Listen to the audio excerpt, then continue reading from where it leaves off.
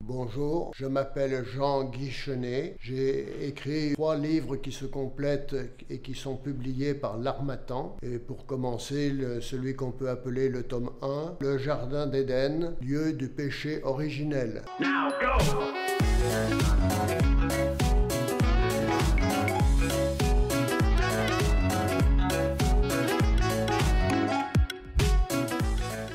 Le livre, avant d'aborder les questions des rôles masculins et féminins voulus par Dieu pour l'homme et la femme au sein de l'humanité, ce livre essaye de comprendre le récit biblique du Jardin d'Éden ainsi que la notion de péché originel de manière qui soit compatible de ce que les sciences disent de notre univers. Il permet, entre autres choses, de comprendre pourquoi, alors que si l'on mange de l'arbre interdit, on doit mourir, pourquoi Adam et la femme qui ont désobéi et mangé ne meurent pas dans le récit. Le livre continue en explorant les liens qui pourrait exister entre le péché de l'être humain, le rejet de Dieu, et les catastrophes naturelles que l'on observe, d'une part, et le péché de l'être humain et la mort biophysiologique, d'autre part. Dans ce dernier cas, il est pris en compte le fait de la corruption, de la décomposition du corps temporel après la mort. Autre sujet,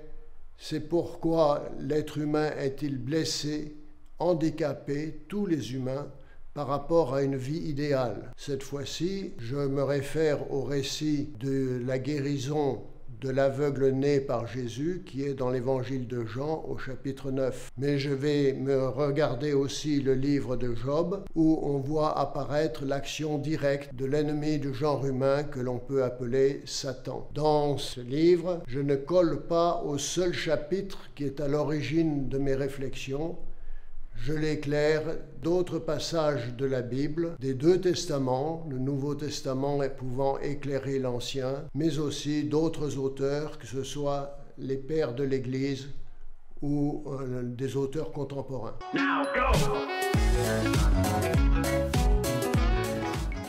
Ce sont des questions qui m'habitent depuis très longtemps.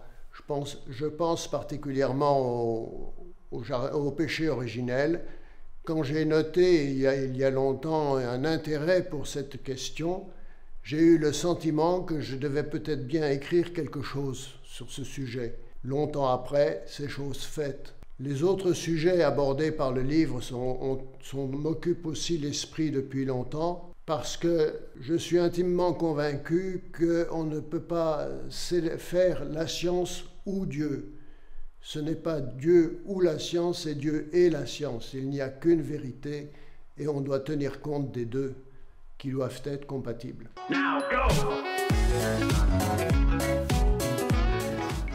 Une citation du Jardin d'Éden, lieu du péché originel, je cite « Lorsque, dans le chapitre 4 ci-dessus, il est question d'un péché originel originant situé dans un Jardin d'Éden qui n'a jamais existé, et donc n'a jamais été l'objet de l'observation scientifique, cela ne contredit nullement ce que peut nous dire la science sur l'évolution de notre monde.